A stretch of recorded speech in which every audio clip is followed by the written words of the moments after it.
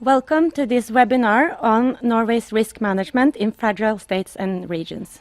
My name is Anette Wilhelmsen and I work in the evaluation department in the Norwegian aid administration. An increasing share of Norwegian aid goes to countries in fragile states and regions. There are significant risks associated with this type of engagements. Examples of these risks are possibilities of harming people and environment, lack of results, non-compliance, unintended negative consequences, and duty of care. The Norwegian policy emphasized that Norway should have a high tolerance for risks, but at the same time adhere to principles of do no harm. Evaluations, including a new evaluation of the Norwegian aid engagement in Somalia, finds that Norway has a high willingness to take risks in these settings. In today's debate, we want to look forward and discuss what risk assessments Norway makes prior to and during two engagements in these settings. What is acceptable risk? How can the objective of being a long-term and transparent partner be combined with principles of do no harm? Where do we draw the line? We have an interesting set of panelists today, and we have journalist Maren Sæbø, who will guide us through and moderate the debate. Maren has a master in modern African history, and she has worked as a journalist in the region for more than 2 decades. I give the word to you, Maren. Thank you. First, some housekeeping issues. We have a good panel here today with people from Mogadishu, Oslo, and Copenhagen. We also have some people here in the studio. Those of you who are participating via link can send us questions. You'll find a link in your program there. First, we'll have some videos. We are glad to introduce Kassim Gabowduale from Nordic International Support from Mogadishu. Please, Kassim. Yeah, some of the major risks that we experience in Somalia as aid agencies, of course, comes to security. Security in Somalia has been one of the major challenges that has hampered development, and I think that is very well documented. Despite tremendous improvements on security and on gaining more grounds from Al-Shabaab, still movement of people and materials remains a problem in some parts of the country. The bigger parts of major cities, there's no any issues on these issues, but still, of course, Al-Shabaab holds a large swath of land in areas that we work. So security, I say, will be the most problematic as we move forward. A lot of gains have been made by the Somali government in support of the international community. And then I think another major risks that we face also can be also getting competent companies when it comes to technical expertise. We do a lot of renewable energy in Somalia. So getting companies, Somali-owned companies that also do some of this, sometimes it's a challenge. That's why we also use hybrid models of bringing in international companies and then marry them with Somali companies to do these kinds of expertise in Somalia. So basically, I think risk management in Somalia is a continuous process, and it always goes back to the kinds of analysis and contextual understandings that you do. We have a team of both security and political advisors who are on constant lookout for doing analysis on where we do our programming. We do very good political, economic, and security analysis in the areas that we are supposed to go to make sure that we don't take unnecessary risks. The good thing is, since we started running this organization in 2011, where we have implemented our first project, there was no casualties that came to our staff or the partners we do work with. And this thanks to not only, of course, luck being on our side, but also of the continuous analysis that we do. I think Norway as a country has been very, very supportive when it comes to putting funds aside for doing these kinds of analysis, doing a risk analysis, also helping us with expertise to do risk analysis in working in Somalia, which of course is a fragile country. So the constant dialogue, because what Norway is good is treating us as a partner instead of just a donor NGO relationship. So we have a constant dialogue and a lot of issues. So Norway was hands-on in the project implementation. The Norwegian embassy team were in Mogadishu, I think many times, every month, sit with our team in the office, discuss risks, discuss procurement issues, discuss program issues. And that gives us a little bit of trust and also how we do business, because they were part of the process, so there were no surprises on the way. I think as we move forward, of course, Norway's engagement in Somalia should continue. I think what we need to do different maybe in Norway's policy towards Somalia is, of course, and I had already nowadays ongoing process to bring a Norwegian presence in Mogadishu that will overlook, of course, all the Norwegian maybe consular interests. I think that will also bring the embassy and Norway closer to the people of Somalia, engage them on a daily basis.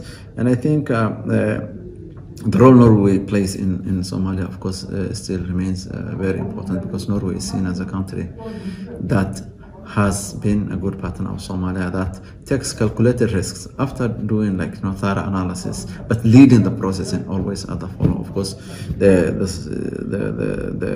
special financial facility was the major project of its kind that Norway led.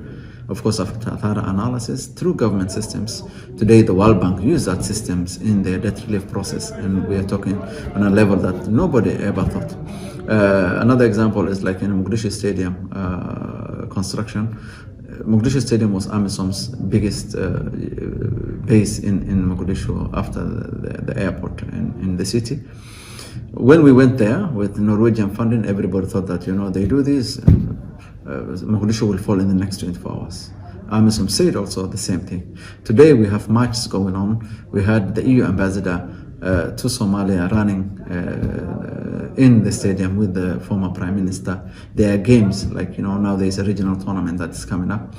It created a new thinking of how even security is managed. So Norway leads and others come after them. Norway leads, others come after them, because they also engage their partners as partners and not as just people you hand out money and then you leave them. So the constant engagement and partnership and the discussions, honest discussion, even if they are difficult, I think is one of the strengths that we have seen in doing Norwegian funded programs. Thank you. Thank you, Kassim. As we could see there, the question of risk in Somalia is a complicated one. So we're very happy to have Mohamed Gaas, who holds a PhD from the University of Ås, to introduce us to some of the questions of risk in a situation like Somalia. Thank you so much, Marianne. When it comes to the possible risks that could be that I see in Somalia, there are mainly three risks. Those three risks is context-based risk. As you may understand, Somalia is a unique in a very unique situation where institutions are quite fragile, where there is some sort of conflict, but where things are improving and state building process is taking place. So given the context, which you have fragile institutions, but also other issues and actors, local actors, from time to time there could be tensions, political tensions, whether at the federal or at the regional level, and this has some political risks. But also you have a programmatic risk. Programmatic risk that could be, that I see is in Somalia is, or one could face in Somalia is, for example, a project may have an overstated objectives, And given the difficulties in the context of Somalia, it may not achieve, for whatever reasons, its objectives. But also the possibility of a project potentially contributing to some sort of, fueling local conflict. That's another potential risk. And finally is what I call reputational risk. The context plus the risks that could be created, by certain programs could create some sort of reputational risk. And I think those risks are something that we can mitigate and we can deal with. It's not all of them are not beyond, our capacity to deal and do something, but they need, some sort of capacity, increasing our capacity.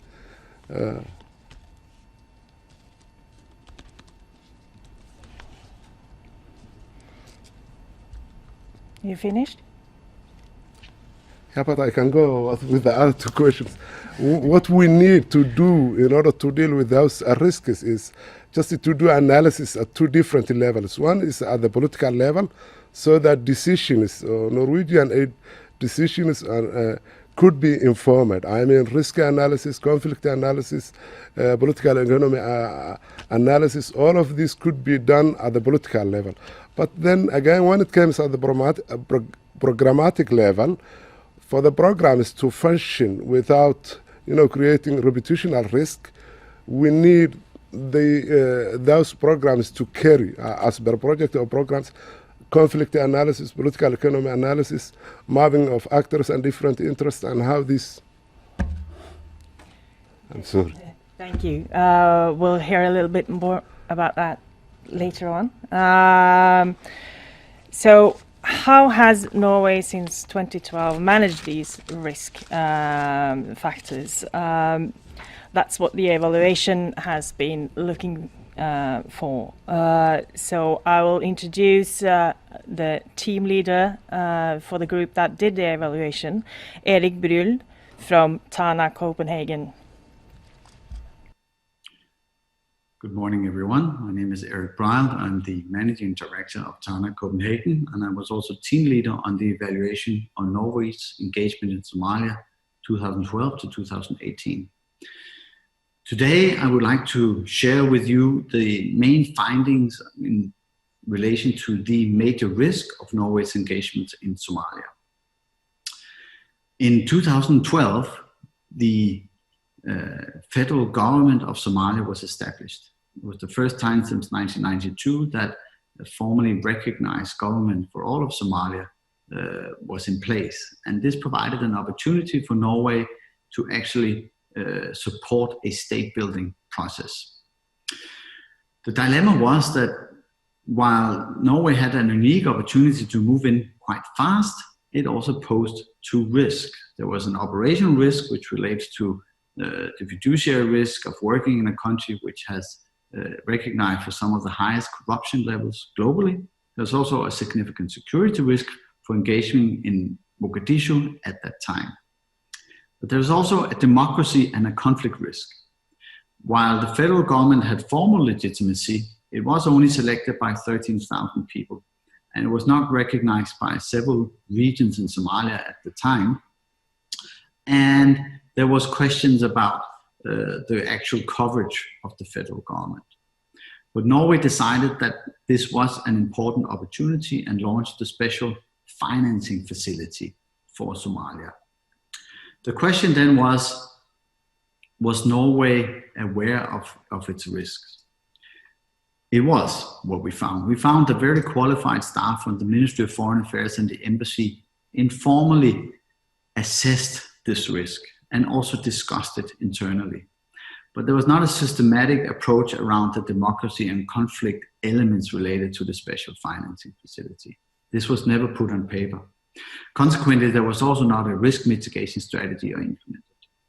However, Norway's support to the special financing facility was very effective. What we found was that the federal government financial management capacity enhanced, and it also paved the way for the World Bank to engage with the federal government at a much earlier phase than would otherwise have been the case. So Norway did facilitate a state building process from the central level. However, the legitimacy of the federal government has fluctuated since 2012. We see that the federal government has been at odds with many of the federal member states, and that this has caused conflict, both non-violent as well as violent conflict. We also see that the federal government has moved to sanction media and suppress many democratic developments. So there has been a considerable risk, and is a considerable risk, of being so close in support to the federal government. Norway has nonetheless stayed the course, and we found that there is awareness among Norwegian staff at the embassy level and at the Ministry of Foreign Affairs of these risks. But we think that there is really not a formal process for assessing this, and not a formal process of how you actually adapt. What we did found that Norway overall have been very good at adapting to changes in Somalia. Cases in point are the Serenity project, where Norway has been supporting the return and reintegration of Al-Shabaab fighters. The NIS NGO support, which was also initiated in 2012, which you will hear more about today, but which provided important support to newly liberated areas. And Norway has also been very effective in responding to humanitarian needs and emergencies as they have risen in Somalia, much faster than many of Norway's other donor partners. But we do think that things could improve. We think that there's a need to identify political economy opportunities and challenges more explicitly. Somalia is a really challenging context to working with very high risk levels. It's important to define these dilemmas, as in the case of the special financing facility, and put these risks into its strategies. And it's important to include conflict sensitivity as part of this analysis, which has not always been the case. And then finally, it's really important to understand that this is an iterative process, and that you do not only do such an assessment once, but it's something that you continuously do, and that you put on paper your implications of what you do, so that you know how to act, new staff members know how to act, and that you can be made responsible for the actions taken. That is the input from my side from now. Thank you very much. Thank you, Erik. It will be possible to pose questions to Erik and the team later on. The people who are addressed in this report is, of course, the Ministry of Foreign Affairs. We're very happy to have the Deputy Minister, Marianne Hagen, here to do some comments on what we heard so far. Marianne. Thank you, Chair. Dear colleagues, and a big hi to all our friends out there. First, let me congratulate the Tana and CMI consulting team for an interesting report, which I hope will assist us in improving our interventions in fragile and conflict-affected areas. Thanks also to the Evaluation Department in Norad for organizing the seminar. Norwegian engagement in fragile contexts is solidly anchored in the Parliament, inter alia through White Papers number 24, Felles ansvar for felles fremtid, bærekraftsmål og norsk utviklingspolitikk, and number 36, Veivalg i norsk utenriks- og sikkerhetspolitikk. Policies are further elaborated in our strategic framework for Norway's engagement in conflict prevention, stabilization and resilience building from 2017. Our objectives are, first, to contribute to conflict prevention, to contribute to security and political stability, to build resilience and provide basis for inclusive socioeconomic and political development. In practice, this means that we are willing to work in places with high risks, based on a methodological framework and together with partners that understand the local context. We are therefore content to note that the evaluation assessment is that our engagement in Somalia has taken risks, that we are working with competent partners, and that we are able to respond with flexibility to emerging needs. The evaluation report provides us with valuable knowledge, which again will add to our continuous learning and hopefully will make us better prepared for risk-taking. Countries like Somalia face almost all the challenges you can think of: poverty, humanitarian crisis, violence, both domestically and politically, ethnic strife, corruption, internal wars, natural disaster, consequences of climate change, and rapidly changing political agendas, and I could go on.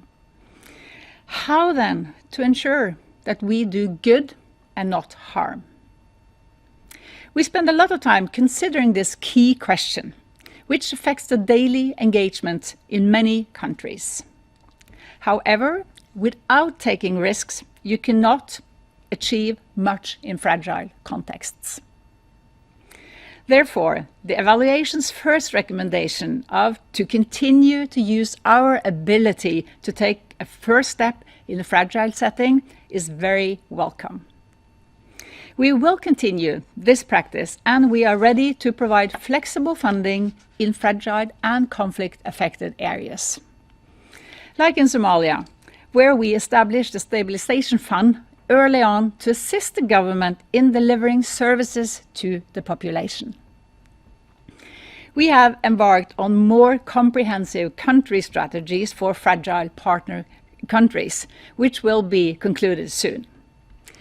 These strategies will include a long-term perspective and the totality of our engagement. And it will present some of the challenges and dilemmas that we will have to face. Let me use the strategy for our interventions in Sahel as an example.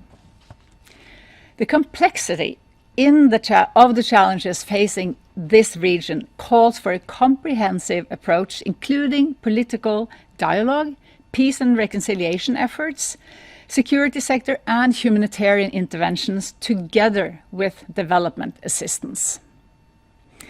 At the same time, it is important to keep in mind that a too detailed and prescribed framework could impede our ability to act flexibly and rapidly when the context changes. Time is often a critical factor, and actions sometimes need to be taken with limited access to information. We acknowledge that our Foreign Service does not have the capacity to carry out our comprehensive conflict assessments on all interventions. We have therefore chosen to channel the majority of our assistance to fragile and conflict-affected areas through NGOs and the UN system.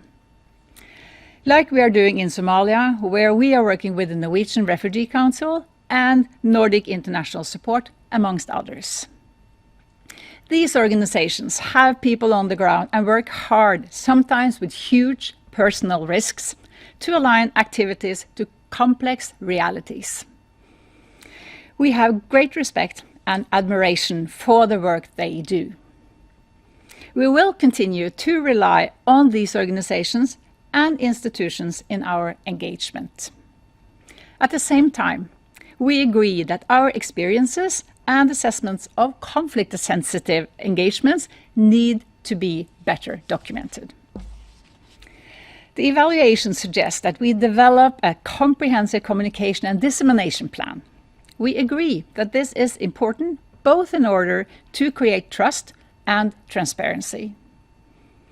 The Ministry is continuously working and trying to improve on external communications to explain the complexity of our engagements. This is more challenging in fragile context where different stakeholders might have agendas of discrediting international interventions. Through open debates like this, we hope to create better understanding. We have also encouraged our embassies to use social media, acknowledging, again, the limitations related to explaining complex rationales by a few tabloid words. In order to facilitate strategic alignment, we are trying to enhance dialogue and coordination between Norwegian embassies, the Ministry and Norad. The country strategies and the country teams we have established across sections in the Ministry are helpful in this regard. Despite our efforts, we are fully aware that the variety of funding mechanisms and actors involved sometimes results in difficulties in coordination.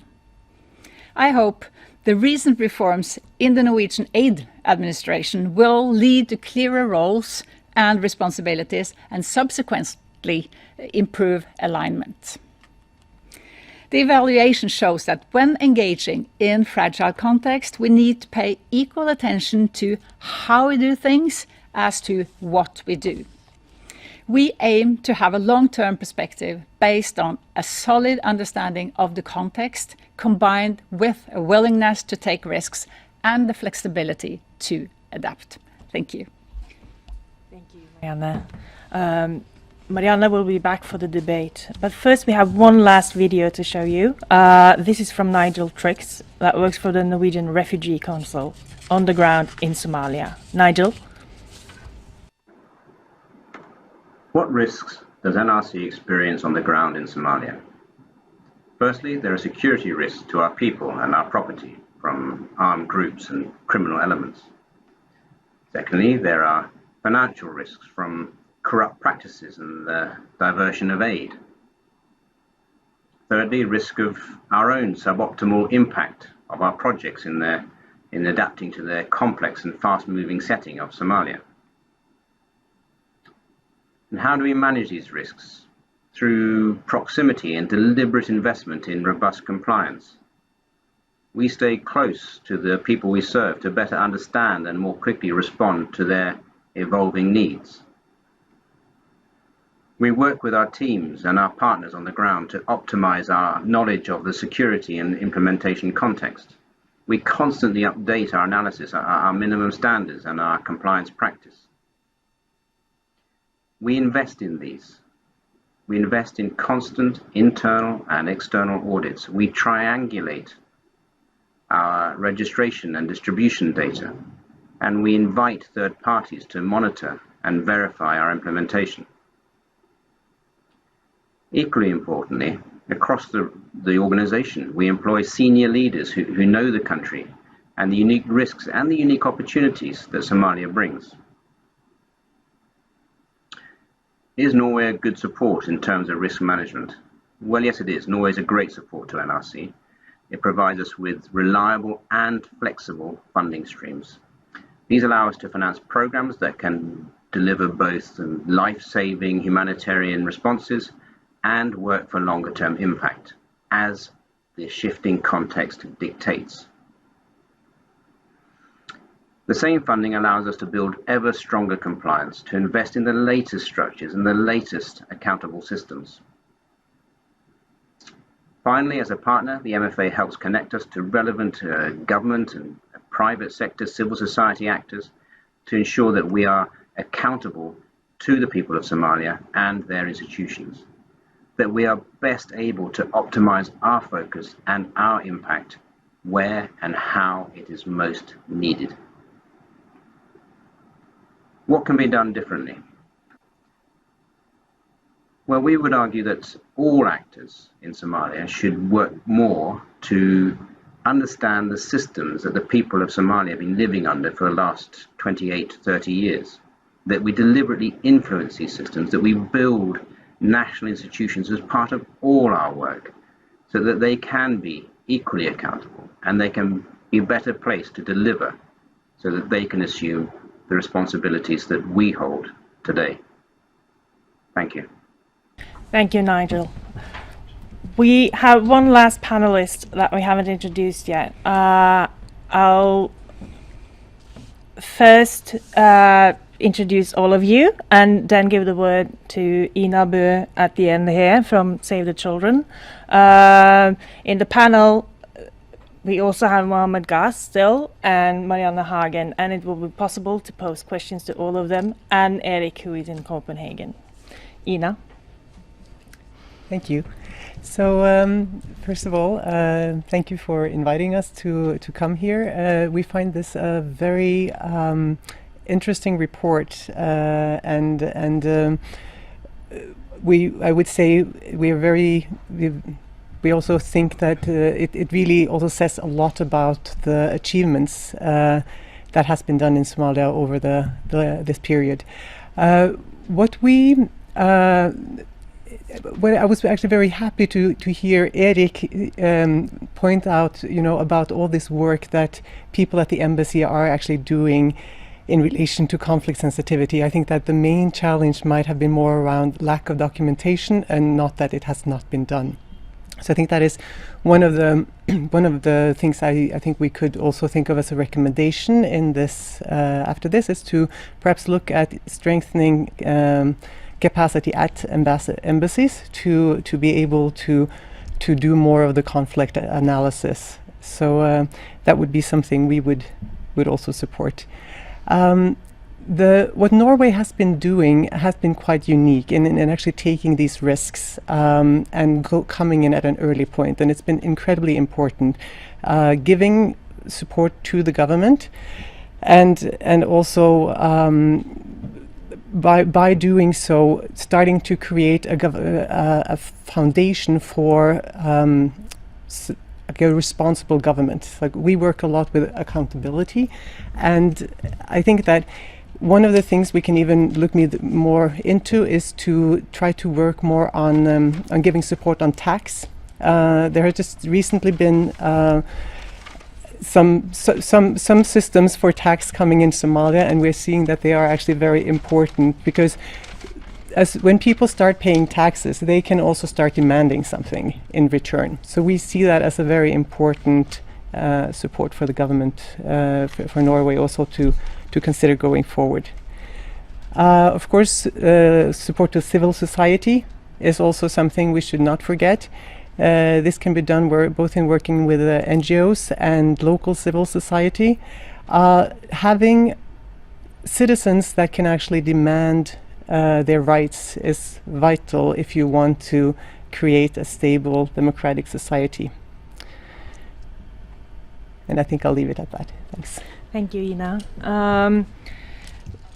There is obviously that it's good to have the documentation now, and good to also have this report. But I have, when talking to all of you before this debate, heard that the strategy itself hasn't been made public. And that could be a problem when everybody try to sort of do the same thing.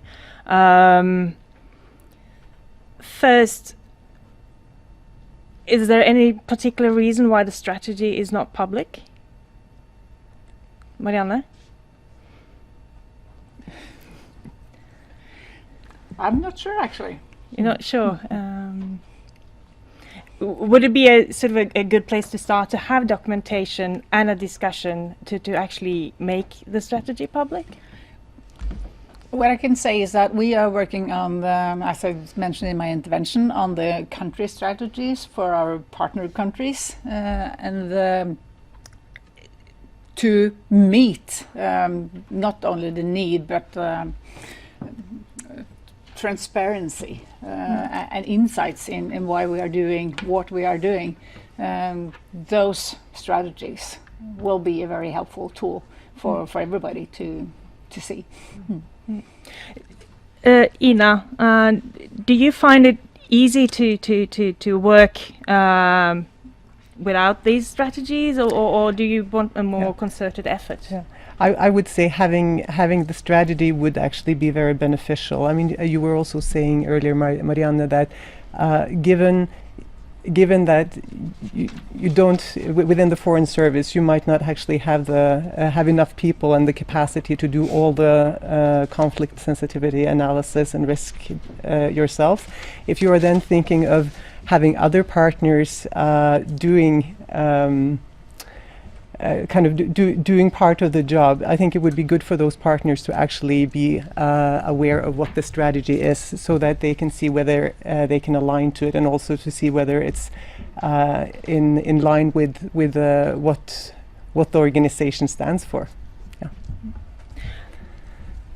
Yeah, if I could just follow up on that, as I also said in my intervention, that we work through organizations and NGOs and the UN system, and of course they need to know what kind of goals we are aiming to achieve. And the risk management and the risk assessment is, of course, a very, very important part of that. So all the organizations that are applying for funds through the ministry, they have to document their risk assessment in their applications, and that's how we work together to see that the NGOs and the organizations are actually doing their part of their job, and then we can, assess your assessments, and that way we can make sure that we keep improving in our risk management and the risk assessment, because there are risks. It's going to be risks forever, but we can become better and better and better in managing them and be aware of them before we enter a situation. Mohamed, do you see a way that you can sort of assess the risk better in Somalia? How can Norway get better at assessing the risk in Somalia? I think that relates to the issue of knowledge and capacity. Given the complex context of Somalia, I think it's very important that Norway has a very competent and knowledgeable international institutions, research institutions, but also very competent diaspora members. I mean, competent, what I'm saying is qualified diaspora members that know the local context in Somalia, but also are working in a Norwegian institutions, whether academic or other institutions. And that can complement problems that are arising from the complexity of the Somali context. I mean, by maybe creating some sort of basis for knowledge. Also, when it comes to the institutions in here, research institutions, for example, we have a very good research institutions, Norwegian institutions, like Brio, Nubi. I know, for example, now, at Brio, under the leadership of Professor Cindy Horst, there is a new research project funded by the Norwegian Research Council that aims to, it's called aid accountability. It aims to look the whole issue that underpin the risk, I mean the issue of accountability, and at the higher level, at the level that allows us to conceptualize those kind of risks. And I think we should use, the knowledge and the institution within the Norwegian institutions, Norwegian. The other component is increasing the capacity of the Norwegian embassy in Nairobi that has the responsibility for. Also, one more thing should be, as Marianne said, making sure organizations, when they are applying projects, they have some sort of assessment attached to their project proposal. And through making political assessment for the Norwegian policymakers to take decisions on the context and the conflict analysis and the risks for the project, I think we can mitigate actually any reputational risk that could potentially arise for Norway as a donor. And I have been last year in Somalia. I traveled far and wide across regions. And I have to say, wherever I go, I could see a Norwegian funded project like a school for children, like a health clinic, a range of things. And maybe many of you may are not aware, but I think local population in Somalia, they are very grateful for the Norwegian support, humanitarian aid, and all of those supports given to them, whether regional status or the federal government. And I think Norway has contributed to a very good progress when it comes to institution building, alleviating the suffering whenever there are crises. And I think Norway to continue, those are very important. Yeah. Mohamed, is it a risk in itself to be so heavily well, I guess we need to deal with the federal government, but is it a risk in itself to sort of go through the federal when government? we say risk means potential future harm that could rise from our actions, I mean aid. And for us, we can reduce that. We can reduce by doing assessment, by informing Norwegian policymakers, giving them the information they need timely so that they can adjust to whatever strategies, mitigation strategies that are there. I think Norway is doing fantastic, you know. Have any comments, Erik?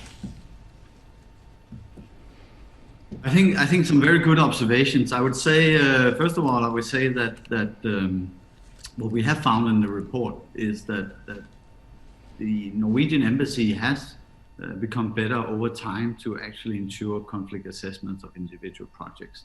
Many of the projects, which are still really important projects, which were not probably assessed from conflict-sensitive perspectives, was in the first part of the period evaluated. Why we see over time that has actually improved quite a lot.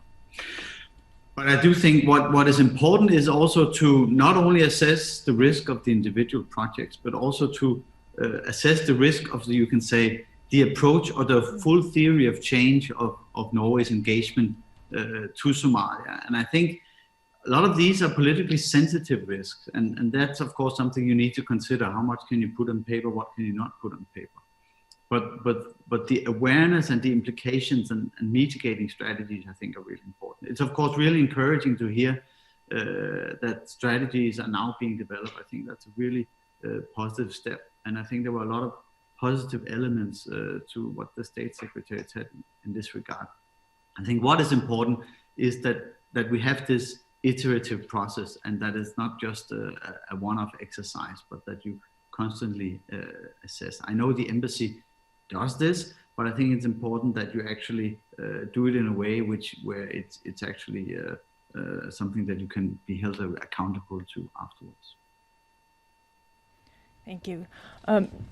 Another, I guess, not a security risk, but another risk we have is that the aid doesn't reach those persons that it's supposed to reach. And I know that Norway has been very concerned about reaching marginalized populations and also deal with gender issues as they go. How do we do that, Ina? Save the Children has worked together both with the Norwegian Church Aid, but also other organizations on combating female genital mutilation. And in some of those projects, there has also been elements of working on gender roles and norms, which are, of course, extremely important, as most people. I think most people know that Somali society there is a great gender imbalance, and in order to do something about this, we need to actually that change needs to happen on the ground in families and in communities. It's not necessarily something you can impose from above. So of course policies and those things are important, but actually having the way we have been working a lot with this is having community conversations and having people starting to talk about sensitive issues. And you know, it's really fascinating to hear about people saying, you know, we never talked about this before, ever. It was a taboo, and now you even have men and women in the same room debating this. I think that is extremely important, the support that has been given to these type of programs.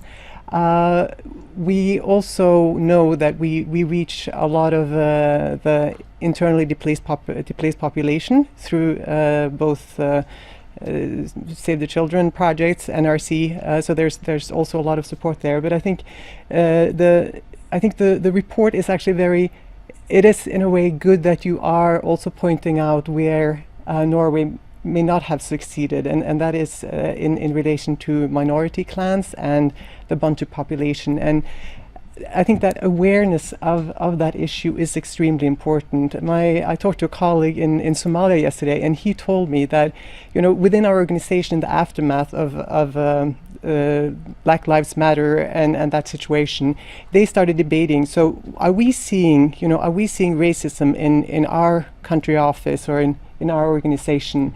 And they concluded by, well, no, not in terms of having white people dominating black people, but there was also this realization that maybe we are not really that inclusive of the Bantu population, and that is actually something that we need to start working more on. So I think that is it's just very good. I just pointed out, and that's the first step in being able to address it. Thank you. We are getting some questions from the audience, and I have one for the MFA. How does Norwegian government involvement, engagement into fragile state and align with the African Union, ECOWAS and other kind of organizations? That's a question from Titus Tenga from Strømmestiftelsen. Thank you. We have a very close relationship, I would say, and work very closely with the AU, also on these issues, and also on ECOWAS. And of course, a core element in our strategy for working in conflict areas and fragile states is that we have to work with governments, with the state, to achieve results that they also want for their population. It's not our ideas coming in. It's a cooperation, and that is extremely important point at the core. That also goes for our cooperation with the AU. And I want to say that Norway has very, very high ambitions in this area, and we have very limited resources. And we do try have the ambition to be on the ground in those states that we have substantial operations. But we do need to work through other organizations. And as Mohamed also said very kindly, building on the competence, on the local competence from our partners on the ground is very important. I'll pose that question to you as well, Erik. The question on alignment with the AU. Yeah. Of course, that is of course important. It's important that you have African ownership of your engagements. But I also agree with the State Secretary referencing Mohamed that it's the local knowledge which is really important in order to ensure that, and in particular in a context like Somalia, where the country is rather fragmented, and it's the local understanding which is really important. That also feeds into what Ina said about the relations to marginalized groups and ethnic communities, that you need to understand the local level context and how you adapt your implementation to that specific area, in particular in a country like Somalia. Thank you. We do have another question. I guess that's about the relationship with the federal government and also the security forces. It's a question from Bjørn Gildestad about whether or not Somali army units are providing security for the NGOs, and how are they going to deal with that? I'm not sure. We don't have anybody in the panel from the NGOs that would, but yeah, Ina? I can try to say something. I have to say I don't know anything about army units. What I do know is that that we are using police. So the what you find in Somalia, at least in some of the states, is that you have like a special police that you would hire to be guards. So I can confirm that that's being done, but when it comes to army units, I do not have any information.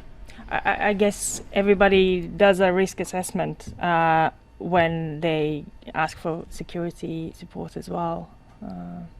You might not be able to answer that, but yes.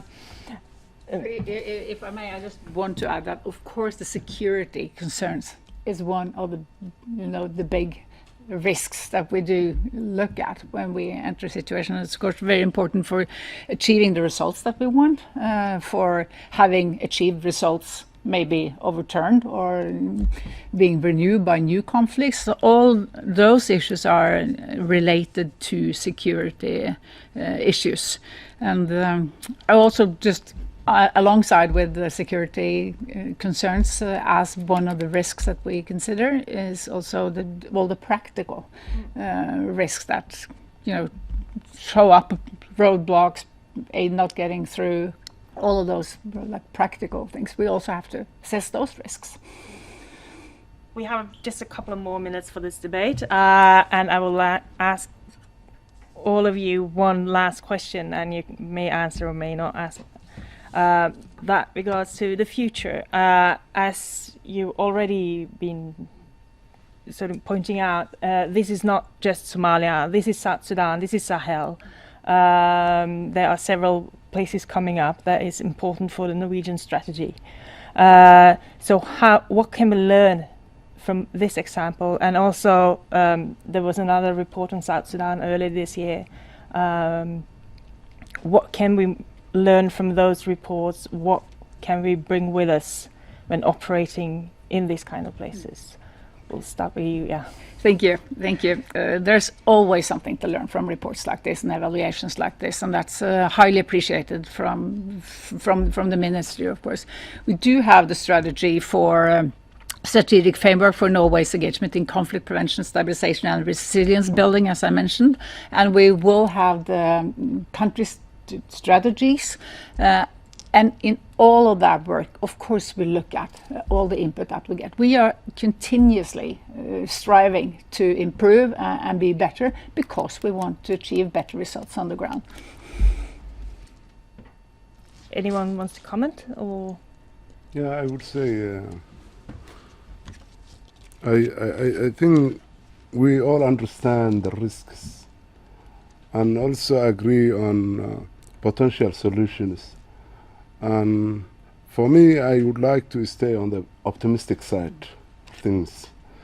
And this is not just because of being naive, but because of being in Somalia for the last year, seeing how things has improved, for the last few years.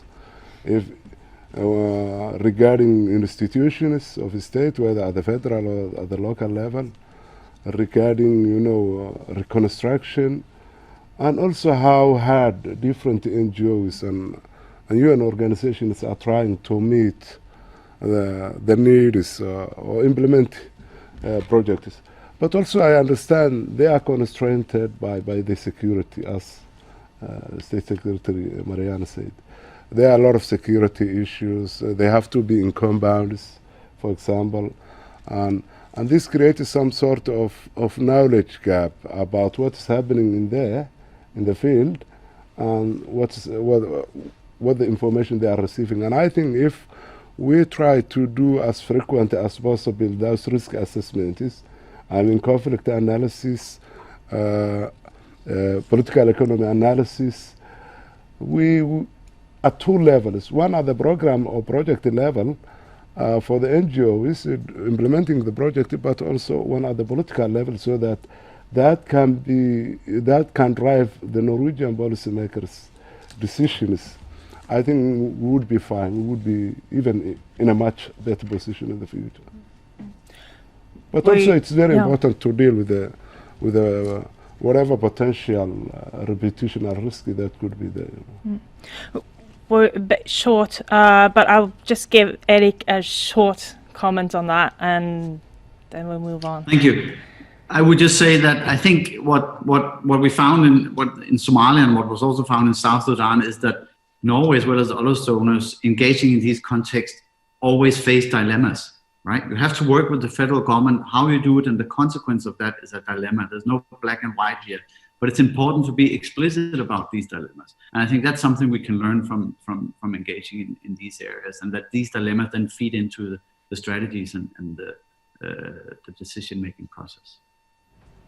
Thank you, Erik, and thank you to the rest of the panel. I'll welcome back Annette from Evalueringsavdelingen, who will give the direct recommendations.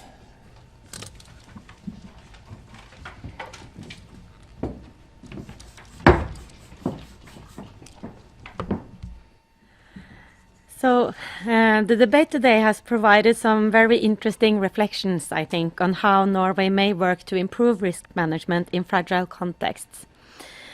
This is only one part of what the evaluation of the Norwegian aid engagement has assessed. The evaluation has assessed the engagement funded by the aid budget, In the part on coherence, it has, to the extent possible, looked at aid in relation to other Norwegian engagements in the country. We believe that the evaluation also provides other relevant lessons for the aid administration to improve its engagements in other similar contexts. We encourage all to read the full evaluation report, which is available on our website. The evaluation department is governed under a separate mandate in the Norwegian aid administration, and we report directly to the Ministry of Foreign Affairs. In accordance with the mandate, we have sent a cover memo to the ministry earlier this week with recommendations for follow-up. These are also based on the recommendations in the report. The following 4 recommendations were shared with the ministry this week. 1.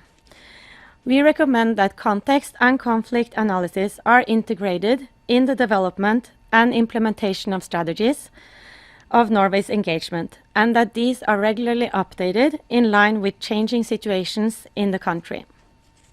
2. Routines, practices, and implementation of risk assessments in Norway's engagement should be clarified. This includes assessments of what is acceptable risk, how a given risk should be managed, how mitigating measures should be implemented, and when. 3.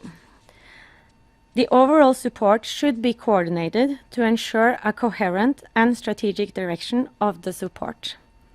4. And lastly, we recommend that experience and learning are systematized in a way that ensures that these can be used to improve future engagement and support. The next steps now are that within the next 6 weeks, the Ministry will draft a follow-up plan to the Secretary General of the Ministry, who will decide how the recommendations are to be followed up.